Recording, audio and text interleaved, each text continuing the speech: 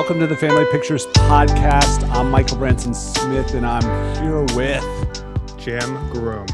And we are doing episode 68 of the Family Pictures Podcast, our final film in this mini-series of Sam Raimi and the Coen brothers with No Country for Old Men.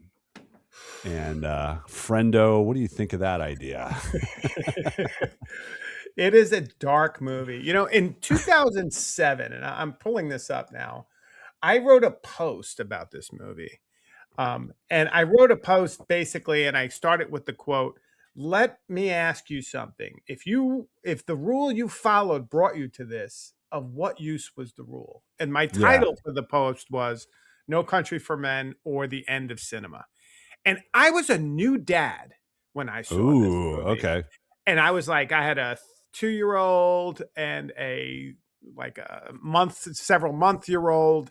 And this movie haunted me. I did not I hated it. And I hated it because I felt it was so dark and opened up no avenue for the hope and joy I wanted to feel with my kids. That I went on a long tear about how much I hated it and why would you make a film where all it's about is life is completely existentially absent and empty and we're living in a void, and it really bothered me. Now it's interesting because 20 years later, you know, I really love this film. And my question is, did the film change or did I change?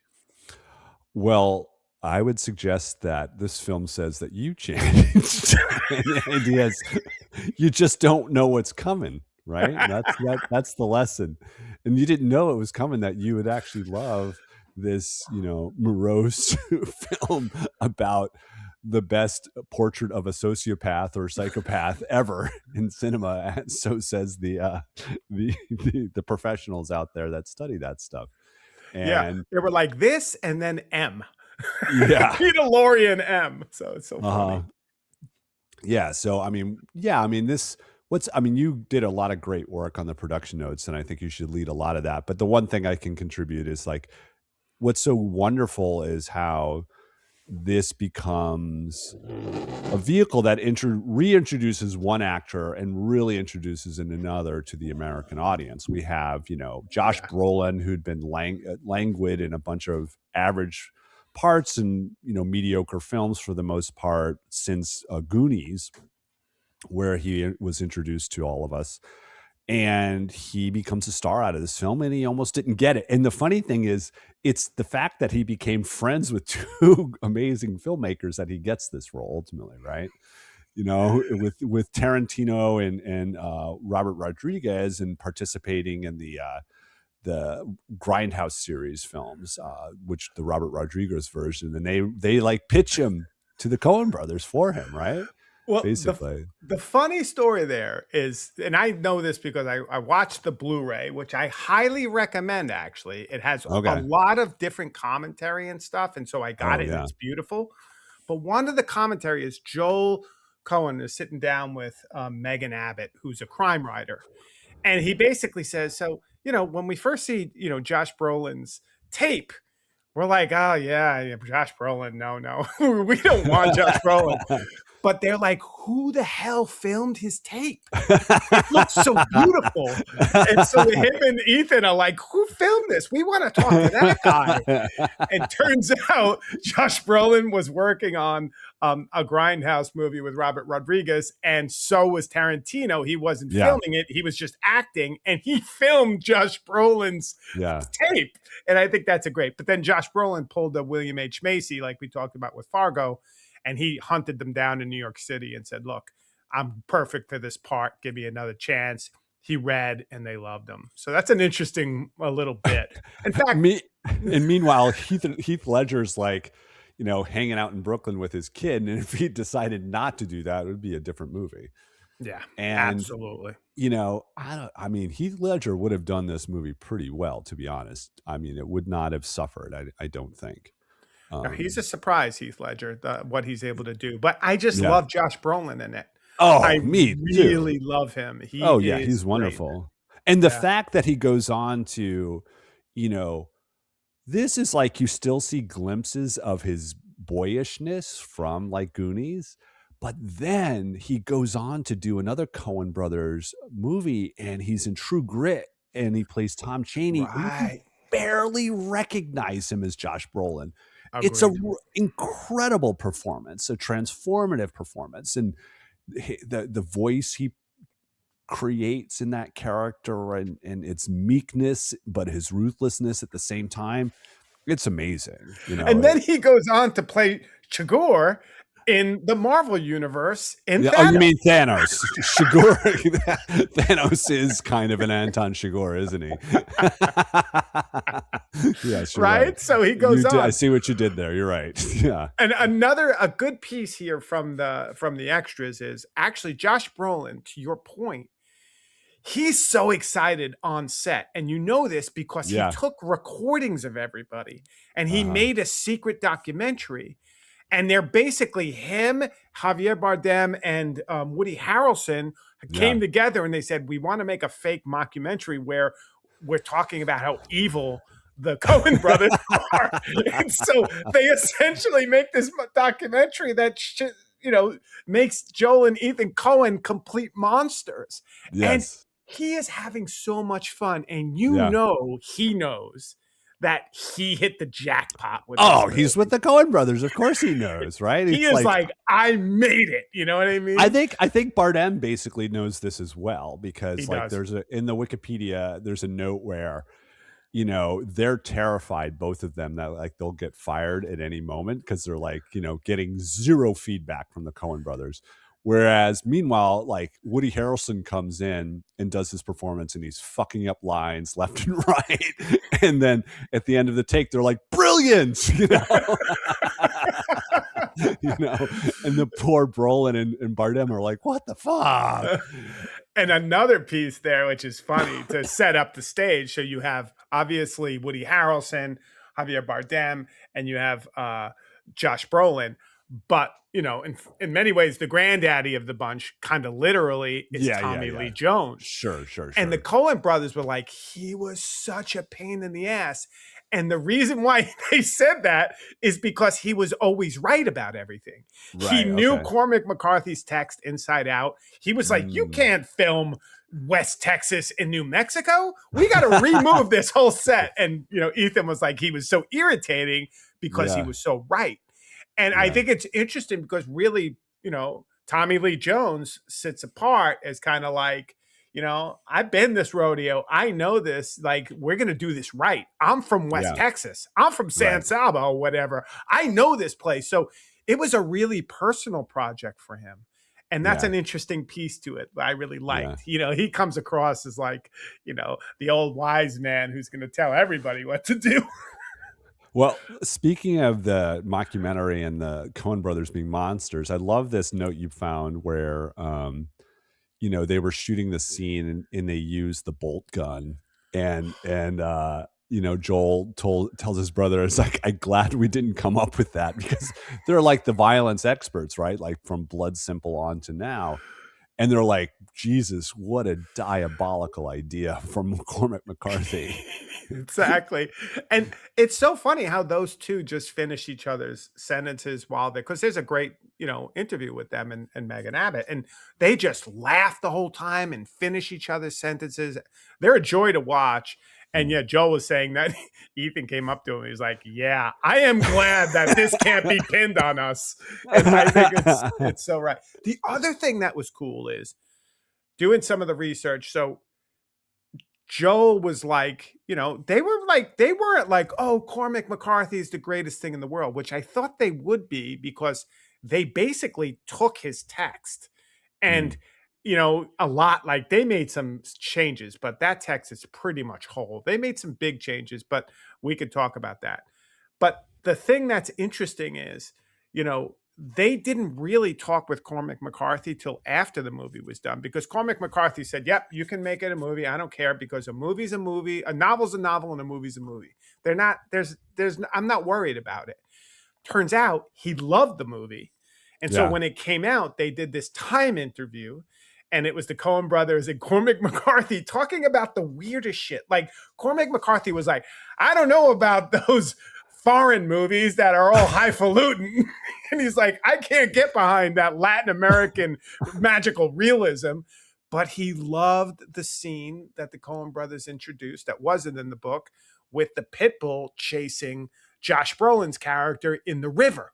He Yeah. was in love with it. He was like, tell me again about how the dog was. And the turns, and Joel Cohen is like, it wasn't a movie dog. This was like a real fucking drug dog that they had trained and they had Wow. put out there. And, you know, I suppose it was pretty sketchy, but that is one of the best scenes in the movie. And I was really struck because I took the pains and I delayed this podcast because I wanted to read the book and Oh, really okay. dig in. And it was one of the surprising scenes that weren't in the book because it is amazing how much of this movie's script and the details just come directly from the book. Yeah, Like you also literally. put in the note, like, and I love this too, the notion of how they read the book and they just pulled out the things that they said they would love to film. And that's pretty cool. Like I like Yeah. that idea of an approach to an adaptation. It's like never mind faithfulness and stuff. It's like there's great stuff. We can't do it all because all adaptations are that way. But let's just pull the cool shit and shoot that. And that's, I mean, that makes sense of the Coen brothers in the way that you're describing how they engage one another and like, this is fucking cool. And they're Yeah. not like overly serious about it, No. regardless of the fact that they are so intensively focused.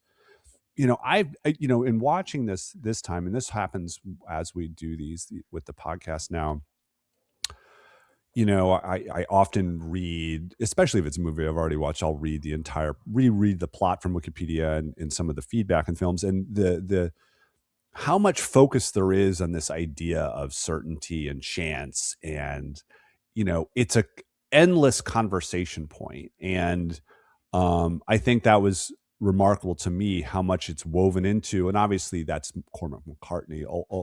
ultimately, I would imagine, because the Coen brothers aren't that brilliant. I mean, they're fucking brilliant. In this movie, it's like this is another one where we're like, oh my god, I can't believe we're doing this. Is like an American classic now, right? It It ultimately is. is, and whether we call it a Western or not, I don't give a shit about that stuff like that. um you know because it is this story of, and this is the other thing that's so funny, as far as Coen brothers, it's like, well, how the hell is this a family picture? Right. Exactly. Good It's like, question, how did Michael. this one sneak in here? Because man, it would have been a lot easier to do Raising Arizona, where there's lots of babies, new parents all over the place, a birthing of convicts through the mud, the mud vagina Exactly. that's in the picture. But no, we have to do something that's not about, because there's no children in this film for the most part. There's an allusion to being a child of family, to being, to parents, if you will. And obviously we have Carla Jean's mom who appears in the Yeah. film itself.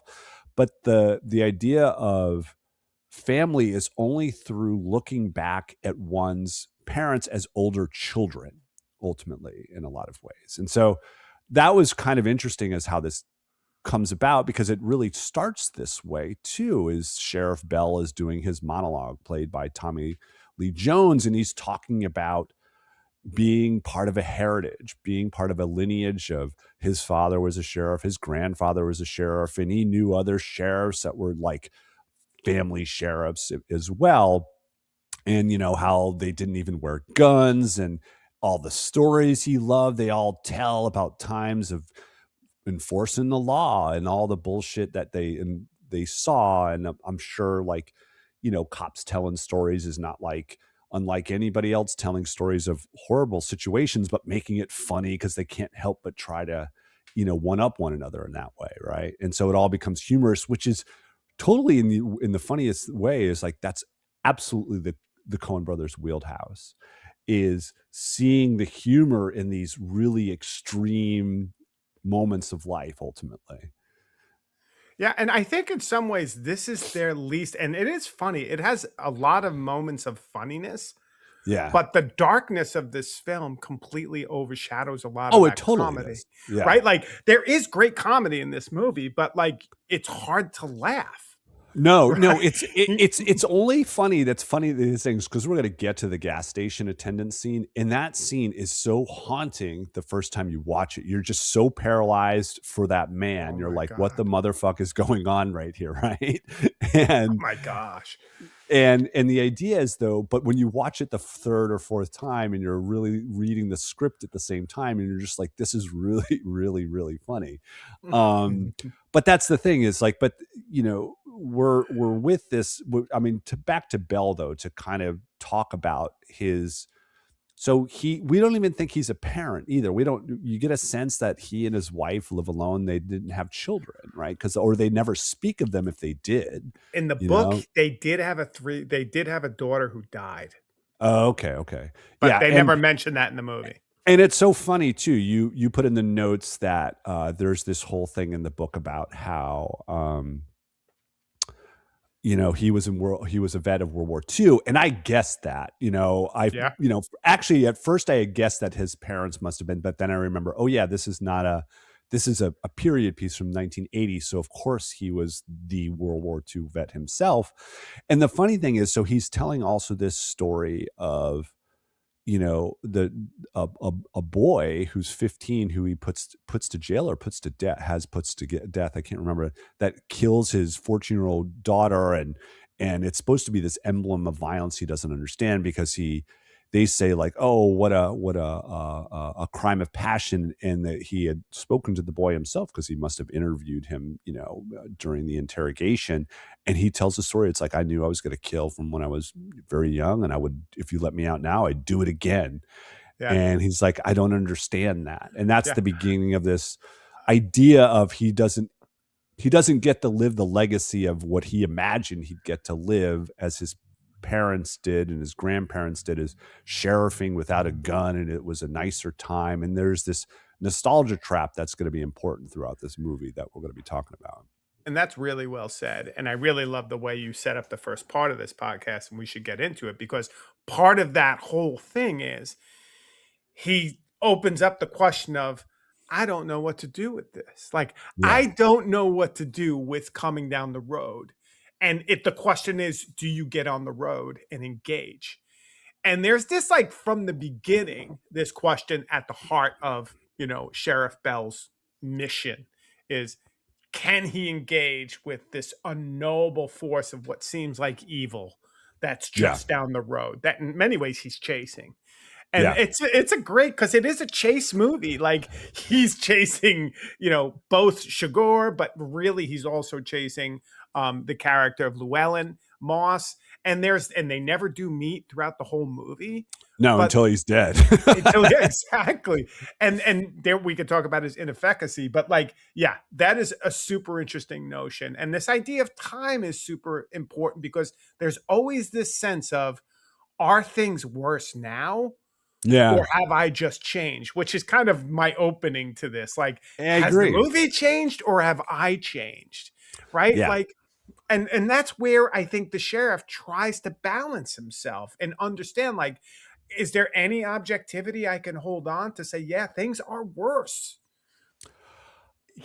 Yeah. I mean, it's the idea. It's like, you know, it is a violence he doesn't understand. And you talked a lot about the historical context of the beginning of kind of the cartel culture behind the drugs that were coming into the United States, and it becoming an emphasis of crime to this day, and trying to understand it, right? And cartel violence has been, mob violence has always been something that fiction has loved to think about and mull over. Breaking Bad is a wonderful example of that too, in my mind. It's this very morose perspective, of extreme violence, and then we see things about you know who's the a drug lord from Colombia, that there's been a Pablo bazillion Escobar. Escobar story again and again, and so many great pieces of fiction, or fictions of creative nonfiction, if you will, is probably the better way to say it. Um, and the cartel represents a violence we don't understand, and Exactly. it's what looms behind this whole picture in a sense. It's like the drugs are there and then they're gone, and the money's there and then the money's gone, and this is the story of like the access to, and even all the way back to a simple plan, the money is drug money, right? Yeah, That it fell out of is. the sky ultimately.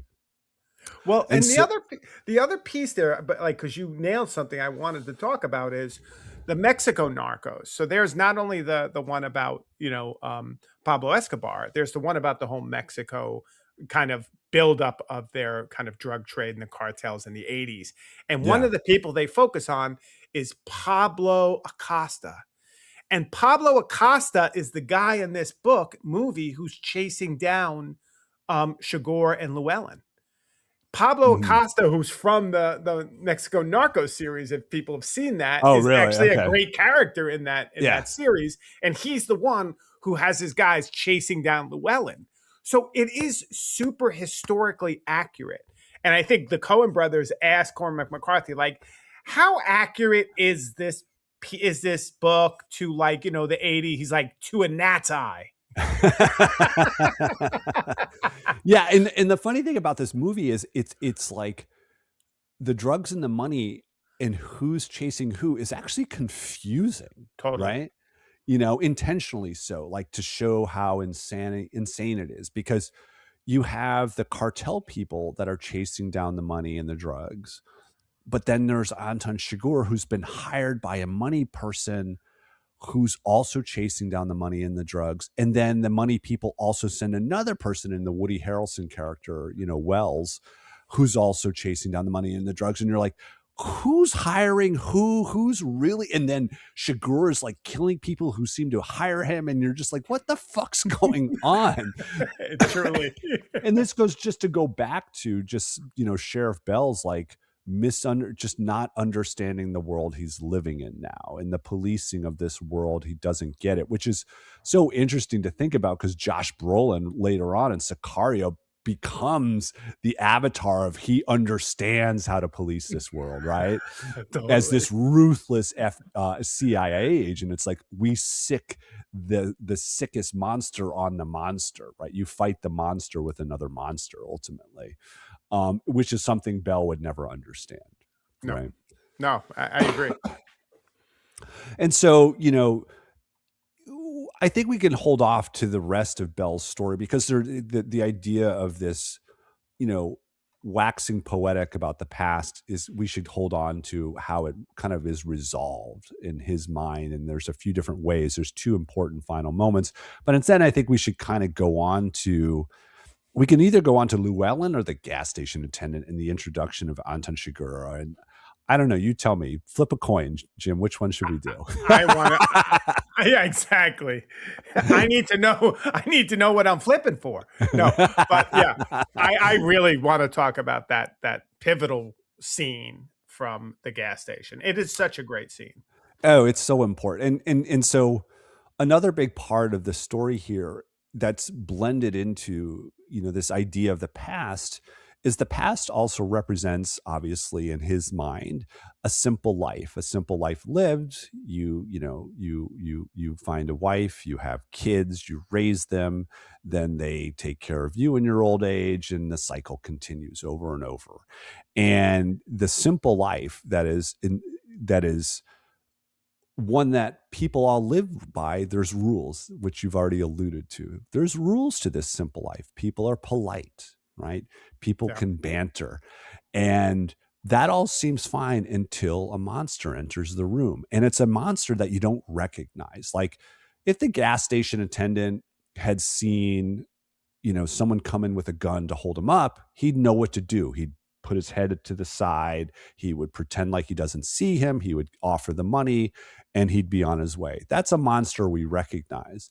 But a monster that you don't recognize, in the form of Anton Segura, who is a man who again and again confronts normal situations and subverts them into this moment of judgment and of your simple life. In the gas station scene starts it, where he just has, he's coming in, he asks how much for the gas, and he decides to make a piece of small talk. And Exactly.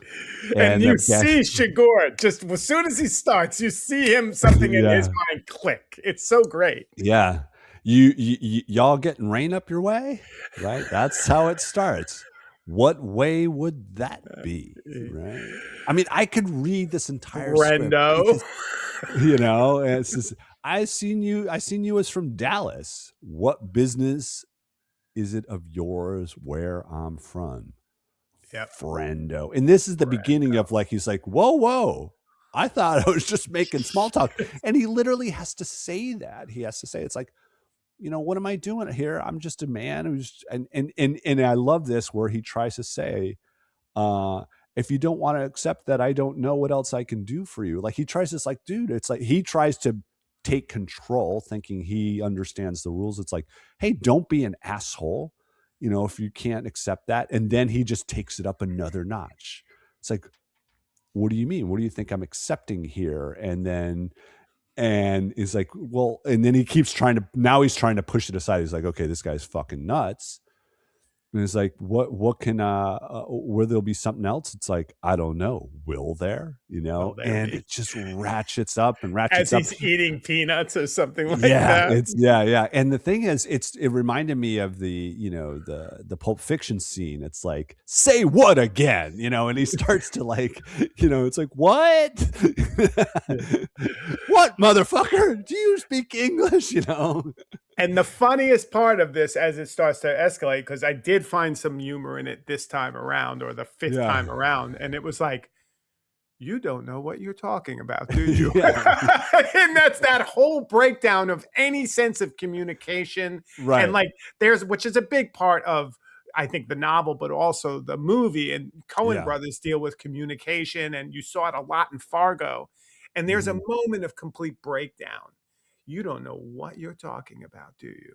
Yeah. And And this at is that point, he starts asking the questions and digging right. in to tell him who he really is. Right. And this is where, Shigeru's role as being this judge. And that's just something like I will talk about it later, but like Anton Chigurh's role is like he's obviously a psychotic killer. We've already seen that. He's already murdered both a deputy who thinks he's just dealing with an ordinary criminal, and he's also murdered a man who he's pulled over in the police car that of the deputy he's just killed, and he gives him the bolt to the forehead. And so, these are all people that were thinking the rules are normal. It's like, well, I arrested this man. I can just leave him behind me. Nope. He's just going to garrote me if I leave him alone with the handcuffs I'd put him on. And it's like, oh, there's a cop pulling me over. I don't know what the fuck I did, but nope. He asked him to get out of the car so he can kill him and take his car.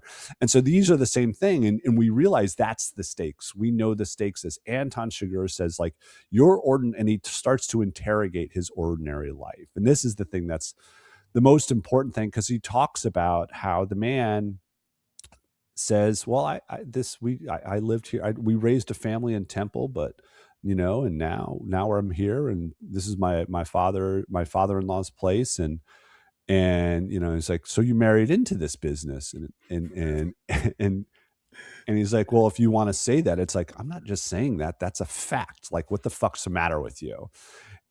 And so this is the idea. It's like he just had a great little simple life, and it's in for all intents and purposes, whether he's a good husband or was a good father, it doesn't matter. He's just apparently as a normal, typical person who had a lovely little life, and there's a monster here who's like saying, "Call it," and he has to ask, like, "What am I calling? What are the stakes?"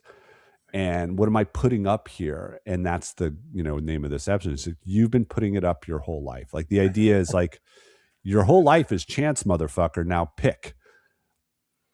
And he's dragged before judgment and telling him to call it. And it's funny because my son is this is a side that was interesting that made me think of this thing where you don't recognize the monster that's walked in the door.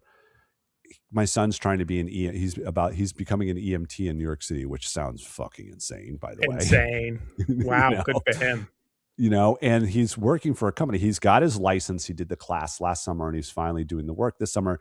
And thankfully, he's part of a company that does a lot of training. And of course, they tell stories about what to do. And Wyatt's saying like they mockingly are forced to say at the beginning of every mock treatment situation that they're role playing, scene is safe. They have to say that out loud because that's required, right? Or it's an automatic fail. But this man talks about it's like the scene's not always safe, and he tells a story of being an EMT to a gunshot victim, and he's actually kind of excited. It's like, whoa, real trauma. I'm going to deal with this, blah, blah, blah. And he goes to treat this man on the side of the road who's a gunshot victim, and he's starting to treat him, and suddenly he feels a gun to his head. And the man says, let him die. And he immediately does what you recognize the monster. He's like, I don't see you. I'm not doing anything. I'm walking away. And he lets him die. But it's like, that's the real monster. Like you recognize the monster. Javier Bardem's Anton Segura is not a monster you recognize, right?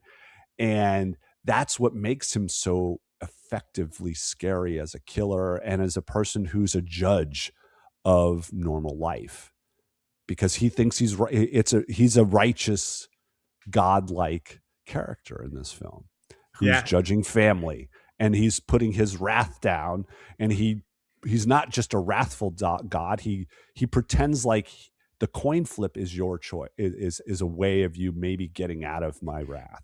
He is really like, there's a very similar character from another novel by Cormac McCarthy called The Judge from Blood Meridian, which is definitely McCarthy's like masterpiece. It's insane. And that character is insane.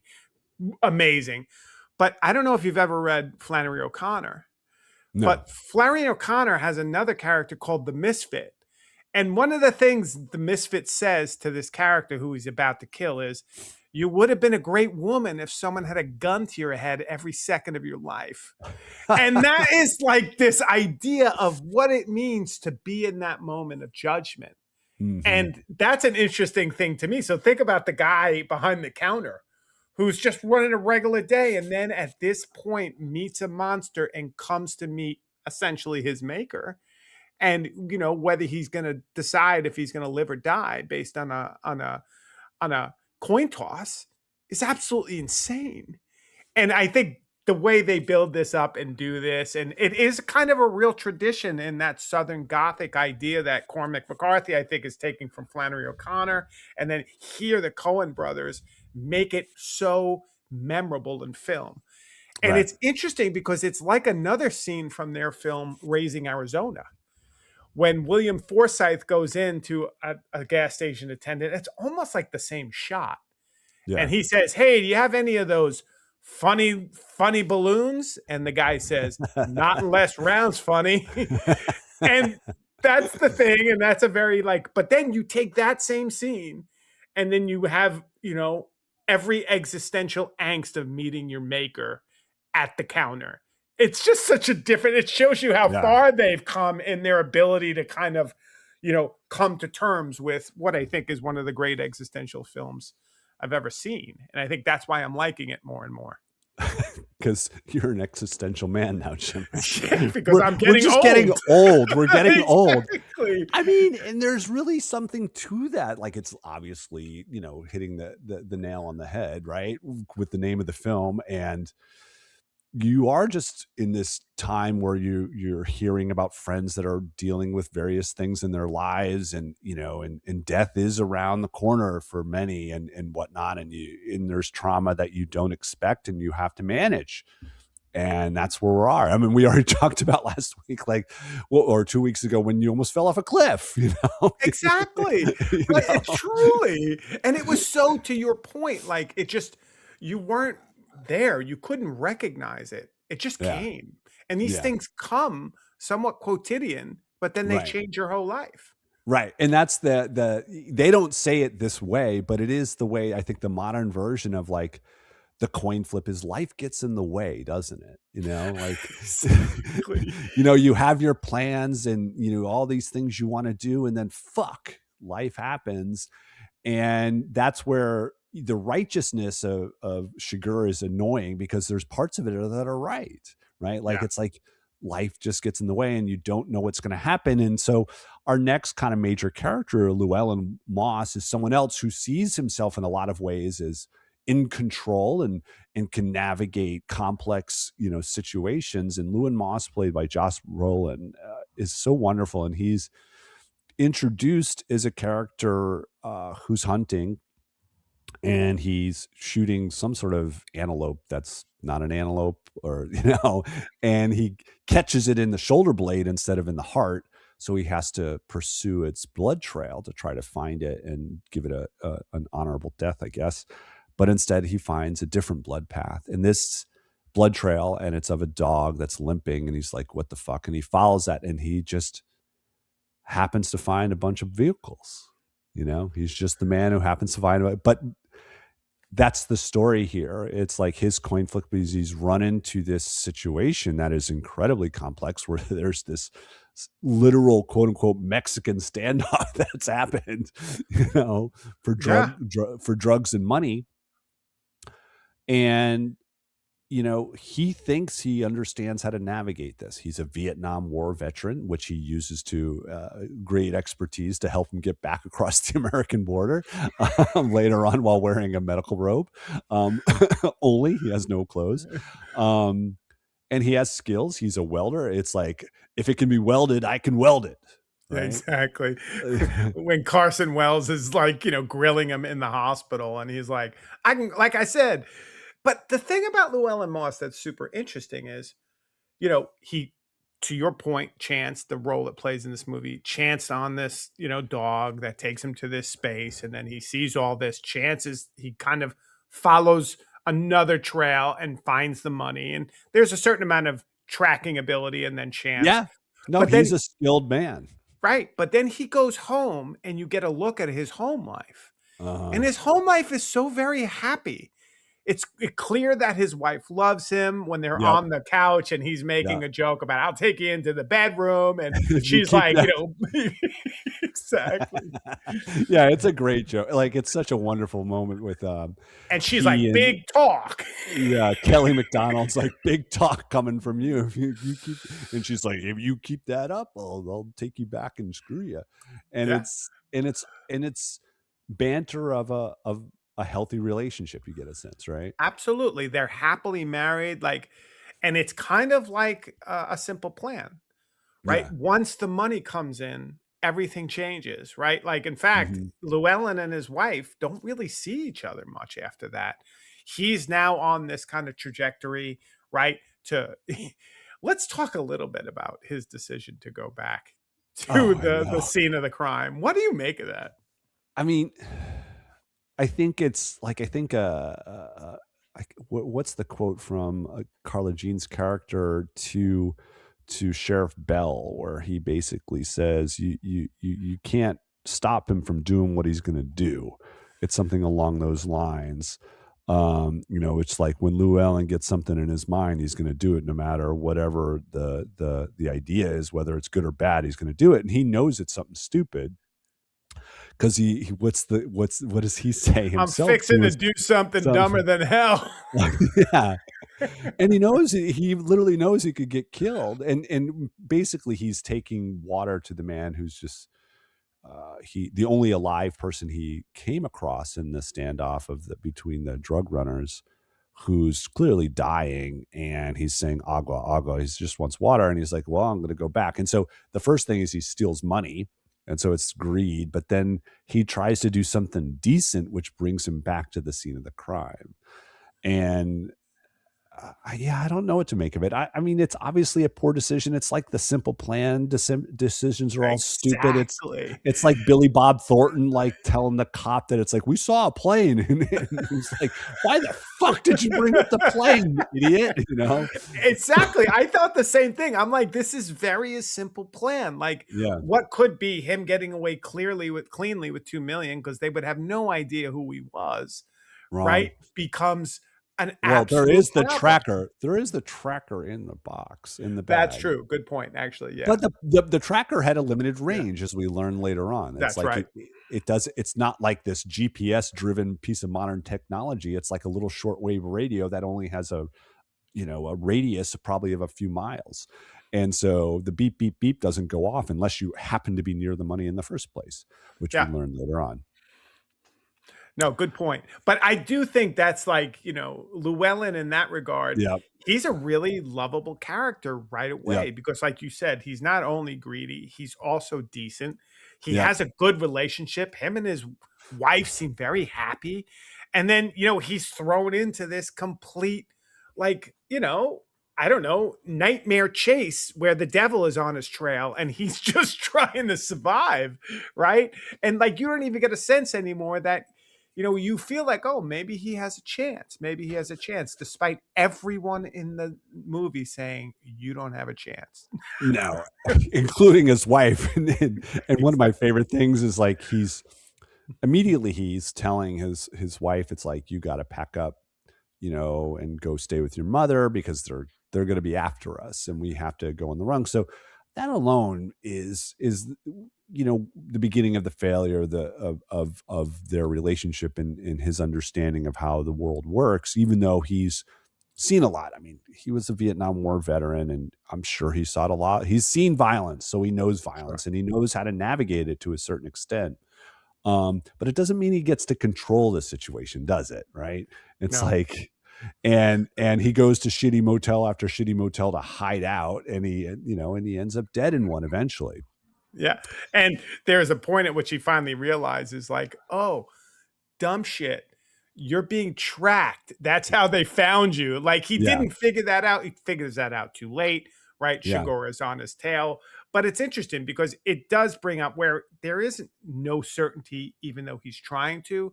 I think a point you bring up about Shigor, and it's kind of a nice transition to him because we've talked yeah, about what he's done, but not about his character, is Shigor is all about certainty. He's the yeah, judge. He's the one who's going to pass down yeah. judgment on Love, anyone and everyone. hate. Exactly. He is very much a character like that. Yeah, yeah. So, I mean, one of the I mean, things, I'm sorry, go ahead. no, you go ahead. Like, I think we can talk about Sugar now. I think it's important because he's the killer who thinks he's solved life. I mean, he's a classic sociopath, right? It's like, everything I know, my rules are the ones that make actual sense, and everybody else is fickle and stupid, stumbling through the chance, pretending that they've made choices in their life. And he is here to tell you that the rules you think that your life has been guided by are not what you think. And that's ultimately his role. Like, I have a list of various things where everybody thinks they're in normal rules. It's like, when the police pull you over, you just stop. It's going to be fine. Maybe you'll get a ticket. No, you get a bolt to the head, right? You stop to help a person with their car hood up, right? Even though you've got your chickens you got to bring to wherever because you're a chicken farmer, but no, he wants your truck and he's going to give you a bolt to the head, but he's first going to ask you, can you get those chickens off the back of the truck? It's going to make you do the labor on top Yeah. of killing you. Right. You're a small town police officer. You arrest someone, you just leave them on the bench behind you and they're in handcuffs. What could they possibly do? No, he's going to tuck those handcuffs out from under his butt and bring him to his front, and he's going to grab you and garrote you to death. You're a And one of the night most, shift hotel worker. yeah. Or you're just trying to make small talk, as we always talked about. Or the other one, which is so great, is when he goes to Llewellyn and Carla Jean's trailer, and he doesn't find much other than the phone bill, and then he tries to go to the trailer park's manager, and he repeats again and again to her, where does he work, where does he work? And you're like, oh fuck, is the coin coming out again? And she's I just like, can't give that information. She is so amazing in that. yeah, And yeah. I in the commentary that they were talking about, Megan Abbott was joking. She's like, this is the only character in that whole movie who could basically defeat Sugar.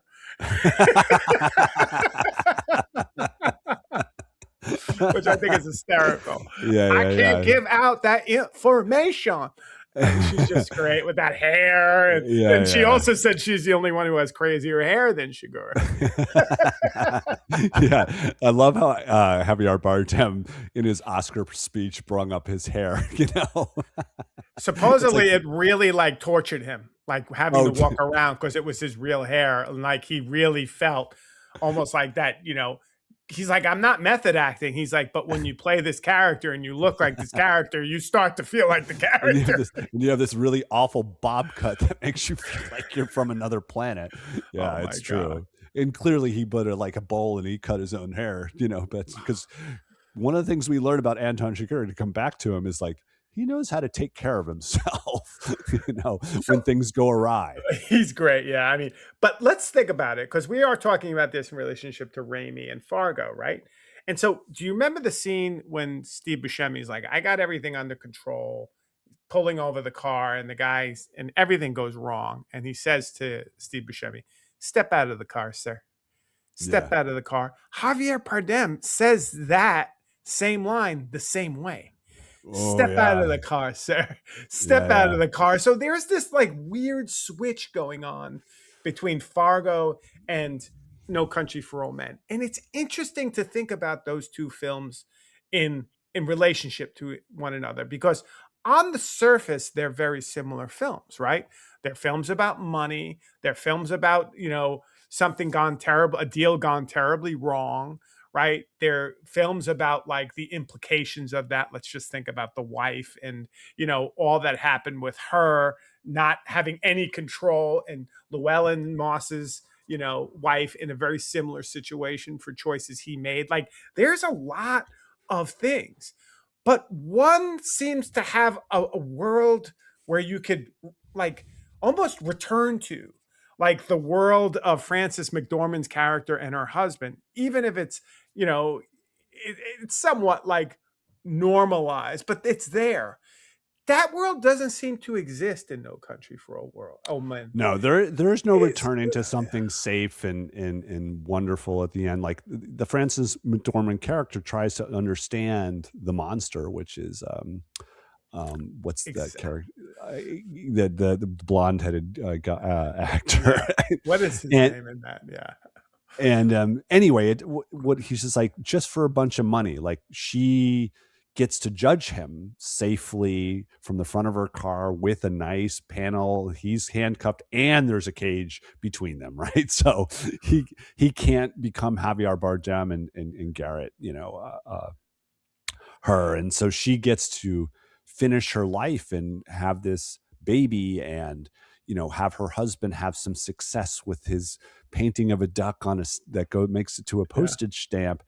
And that's the simple life that this story is talking about, right? Like, And is they that catch him. They catch the madman. Whereas No exactly? Country for Old Men, there's no catching the madman. No, there is no catching them. The madman is still out there, and he's going to continue to judge ultimately, because he's shown he knows how to like carry on when his body is broken, and he knows how to fix it.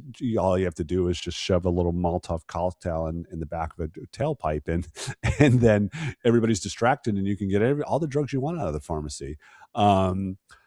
Yeah, he believes. One of the funny things is Wells, the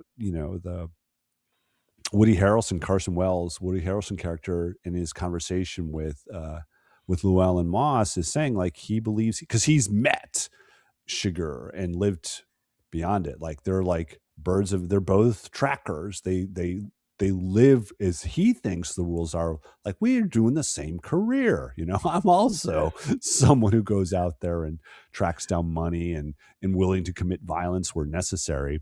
But he knows Chigurh is different, and he thinks of himself as principles, and Wells says as much as that. Like, his rules are godlike rules, and and this is Chigurh, is like his judgment. He sees himself as, I need to judge. That's my job, right? It's interesting that the dangerous, most scary person is the person with principles. And that's an interesting point because you're used to the world being like, no, I don't have principles. I'm just ruled by money. And this guy's so dangerous because money is not what rules him. Yeah, but they're false principles, right? And that's what makes the Carla Jean. And we should talk about Carla Jean now. And Maybe that's not false principles, just different. well, I would suggest they're false principles based on the Coen brothers' decision to have Carla Jean not call it. Like, that's where they're pointing out his principles are false in my mind. And what's interesting, as you said, that Cormac McCarthy in the book she's forced to make the call. But she doesn't call it. She calls him on his bullshit and says, it's not like you say. Like, you think your rules are the rules of the world. And she's like, no, that's not like you say. And she's still pleading for her life at the same time, sadly. But she does say, I'm not going to call it. It's like, the coin doesn't determine my life. It's just you. The coin, it's you. It's not the coin. It's not chance. You are the monster. Fuck you. Right. And I think that's important, that he is called out, and that ultimately leads to also, Carla Jean, who's lost everything. Her mother's dead. Her husband's dead. She has no money. She's going back to, probably the only thing she has is her mother's house that's left at this point. But she's like, I have nothing. And, no, it's, it, it's not, it's over, because she's knows she's going to die, and they don't show it, but she's dead, because he looks at the blood on his shoes. Right. Yeah. But she's not refusing to let him turn her death into an abstraction. It's real. Sorry, Mr. Monster. You are who you're not who you think you are, ultimately. And then, Yeah. and the Coen brothers judge him again, don't they? Right. In the final second final, almost, there's multiple scenes that you can imagine the film could end on. Right. It is true. It's true. I mean, you don't know when it's going to end. I thought that's when it was going to end, when he gets hit by the car, or gets T-boned by another car running through it was just so random, and it's the scariest moment in the film. Yeah. You just don't expect it. You know what I mean? Right. And now that it's coming, it's kind of like, great. Yeah. But Jesus, when that came, when the first time I watched it, I was like, know. What the fuck? Yeah. I was like, when are you going to stop? What a relentless movie. Like, when does it end? No. And it ends, though. I mean, I think there's more to say about, I guess, Carla Jean, to a certain extent. She doesn't have much of a chance, ultimately, I guess, is more to it. She had a simple life, but it wasn't violent. And Llewellyn, as you already talked about, has brought this horror because of the money. And it's very similar to A Simple Plan. I think that's true. Though Carla Jean is no manipulator, as we saw. Exactly. It's a good question. But the fact that Cormac McCarthy does have Carla Jean essentially agree with Chigurh and say, you're right, before, and call the shot. And then he says, then he shoots her, and it's clear he shot her. Because my son and I were watching this. We were watching this on the plane over to New York. And I was like, watch it. I want to talk to you about it. And he was watching it, and we were kind of watching it next to each other on the plane. And then he was like, I don't think he shot her. And I was like, what? He's like, yeah, I don't think she's dead. And I'm like, well, what do you make of him looking at the blood on his boots? Yeah. And he was like, oh, is that what he was doing? So like, there are real hints that they didn't want to show her dying, but she's dying and dead, Yeah. So, I mean, it's yeah, she's definitely dead, I think. And so, what's interesting is how we come full circle back to Sheriff Bell, ultimately, where he's processing, throughout the film, this idea of, the turning gyre of life here, right? The center cannot hold, almost, right? It's that idea. It's like, life is crazy, life happens, and he's not ready to accept it anymore. And one of my favorites, one of my other favorite scenes is when he goes and visits his old Barry Corbin plays Ellis, who's clearly someone who's disabled from getting shot on the job as a deputy, who had worked for his grandfather, I think is what's said. And he's surrounded by a house of cats, and it's a really funny scene because they're talking about the cats, of like, how many cats you got? It's like, I don't know. Some of them invited themselves here, Some are just outlaws. And he calls out, he's commiserated with this other sheriff, and this is after Llewellyn has been killed, and it wasn't his jurisdiction, so the local police get involved, and they have this conversation about how, the world's changing and I just don't understand it. What's the specific line? You know, it's a dismal time. No, it's not one thing, right? It's like they're talking about it's like what's the world coming to, basically. And Ellis is not going to have that conversation with him. He's going to say, the world's always been fucking fucked up. And you're just forgetting that. And those stories that you heard, they're just lovely, funny stories that police tell themselves to make all the trauma of the past make sense. And he says instead, he tells him the story about, his uncle, great uncle or something from 1908 or something like that, and how he was just shot by men on horses on his front porch in front of his wife. And that was that. She buried him the next day, and that's all she could do, and it Yeah. was just random and violent. And it's always been that way. And he says, what's the final thing he says to him or something? It's something, you can't stop what's coming. Yeah. Uh, right. And he tried to, get sympathy from him first. He's like saying, I figured when I got older, somehow God would come into my life somehow. And one of the funny things is like with this idea of Anton Chigurh, it's like, oh yeah, God came into your life, but he just turned out to be a monster and a wrathful God, right? In the form of Anton Chigurh. And so this is this idea of he wants to be comforted in this moment. And Ellis is like, nah, it's bad, and it's always been bad. And you're just not ready for what's next. And that's the ultimate thing. It's like, what was the thing? I was like, the past doesn't teach you how to act in the present. The past tells you like you're never going to be ready for what's coming, ultimately. Which is something I really struggle with in this movie. And it's something I struggle with beyond this movie. I struggle with in the book and beyond. It's like there's this sense, to your point, and it's a good point. It's like, things have always been fucked. There's always been violence. You talked about World War II, you talked about like genocide. Like this is nothing new. But there's a scene in the book, and they don't bring it in the movie, but I think it's interesting because I think this book and this movie, maybe not the movie as much as the book, is about the emergence of the cartel violence and the changing nature of violence in North America for the next, what will be 40 plus years. I think for me, that's one of the real things about this book. We've talked about Reaganism and all these things, the war on drugs. Well, this is a real product of that. In fact, Yeah. one of the things that's interesting is they talk about in the book, there was this judge in San Antonio that was shot dead. Turns out that judge was shot dead by Charles Harrelson, who happens to be Woody Harrelson's dad, That's which is bananas. just nuts, right? And in this soliloquy or in this monologue, Sheriff Bell is talking about like things changing. That didn't happen, although it happened in the 19th century. Like assassination is nothing new. I'm not pretending. But then he goes on and says this. He says, and it's interesting. I'm going to read it, but then we could talk about it maybe. I had this questionnaire about what was the problems with teaching in the schools.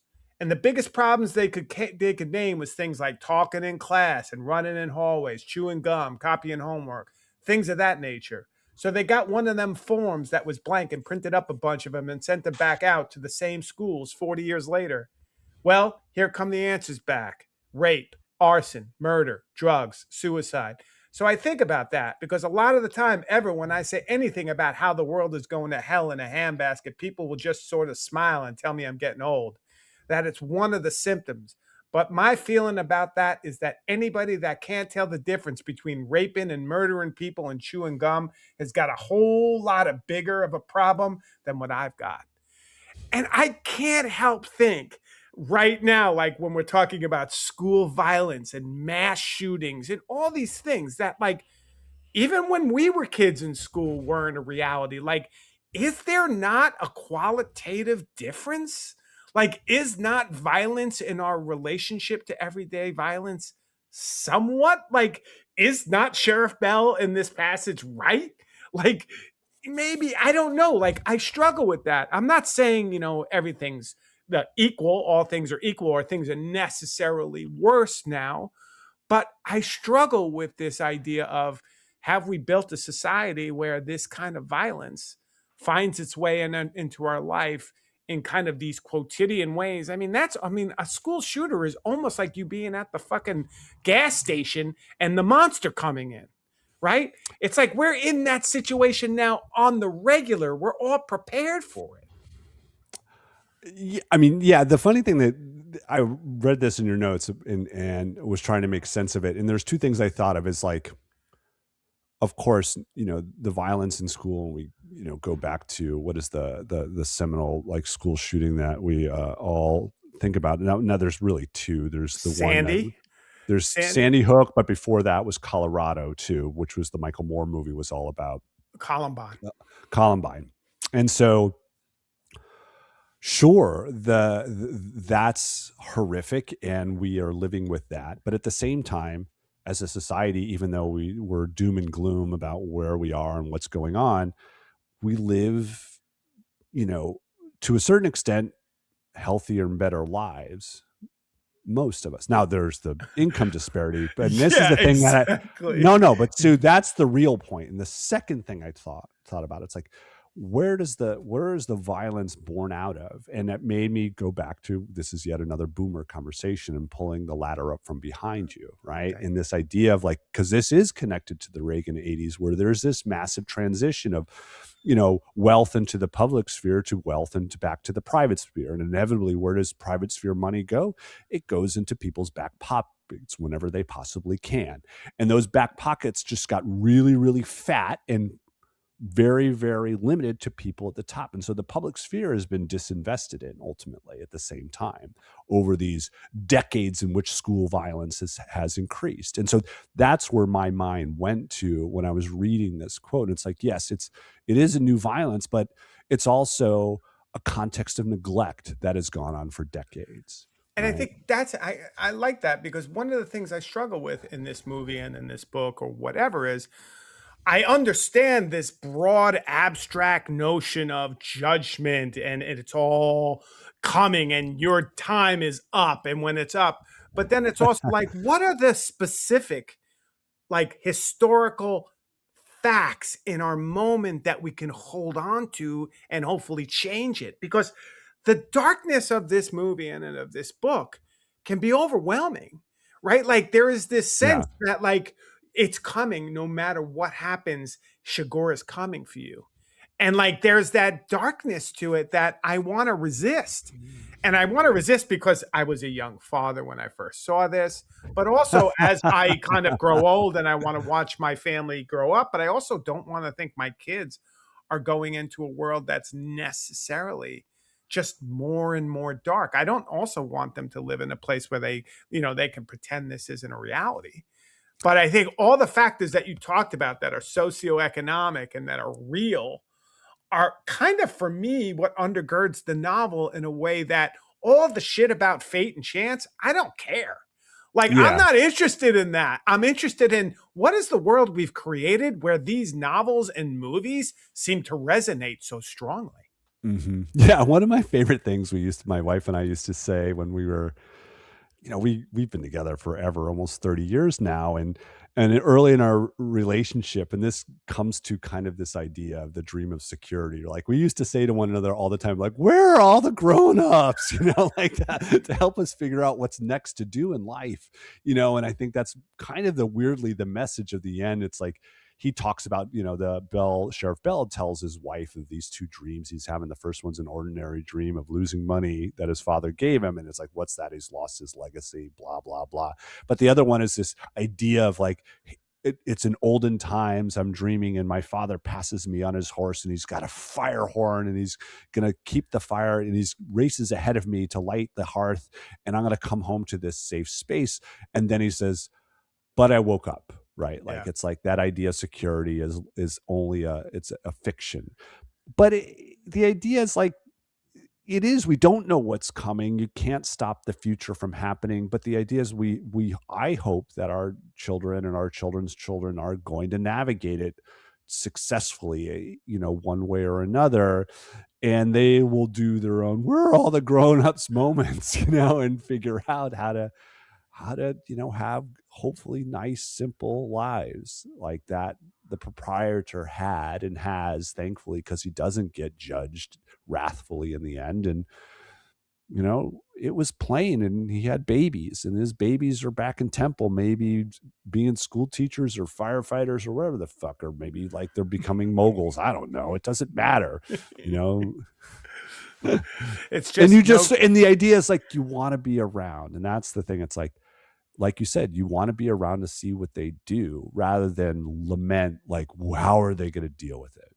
Yeah, exactly. And you feel more and more like you want to be there to protect them. And I think that's such a different impulse than I feel like the generation before us has. It's almost like, we've kind of just found ourselves in a certain amount of like, here we are, deal with it. And we're old now, so I don't think we can be complaining like, about that in the same way. But like, there doesn't seem to have been that sense of looking back and making sure that, for those who are coming after us, there's a real space of Yeah. protection and peace and possibility. And I think that's the whole kind of angst we have right now with this world of AI, because I think there's no faith on the part We're of going there now. people really, there's no faith on the part of people that it will be handled in a responsible way. And I think there's justice to that thinking. Yeah. I mean, but at the same time, my wife's grandfather, we lived with him one summer. It was a wonderful summer. We all affectionately called him Pop. He was one of the most emotionally healthy older men I'd ever met. He wasn't like cranky constantly and talking about all the problems of the now. And I had my big ass Mac at the time. I had a Mac 9500 with one of those big, ginormous, like probably weighed 30-pound monitors. And I put it in there, and I was still doing my art and design work at the time, and it was still early. It was like pre-OS X kind of bullshit. And Pop walks by and he sees this giant desktop computer, and he sees like, I don't know what he saw, but what he said to me is, I have no idea what you're doing. It made zero sense to him. Like, he knew it was like a version of a television, but it was just the most remote thing he'd ever seen on the planet, right? And maybe that's what this AI stuff, it's not like the people that built the Macintosh were particularly responsible, with their implementations of, turning the web into commercial. I mean, you're a tech person and you could digress, and we could do a whole other podcast on this stuff. And AI is going to be a version of that. Like, and hopefully they'll find ways to navigate it. I mean, sure, I'm scared, but at the same time, they're younger and hopefully smarter than both of us, right? And they'll Yeah. figure it out. And I don't necessarily think that AI is the issue per se. I Yeah. think it's Yeah. that stewardship we're Yeah. talking about, like, historically, and like, what is it being used for? And that's why I'm trying to really struggle with this novel to pull us out of that. This Yeah. novel is as much about history and violence Yeah. and where we are in any given one moment, and whether family can help us. Yeah. Like, can Yeah. frame that for us. Can we look back at what our dad or our granddad did to make sense of where we are? And like, I think Bell feeling useless because he can't anymore. Yeah. Yeah. That's that. I think that's a good way to end it. Well, that's the end. We're moving off to we're at the end of the Coen brothers. We're getting out of the noir. We're going to get into something a bit more silly and fun. We're going to do some international, going back to some 90s indie films. And we'll see you next time. Bye-bye.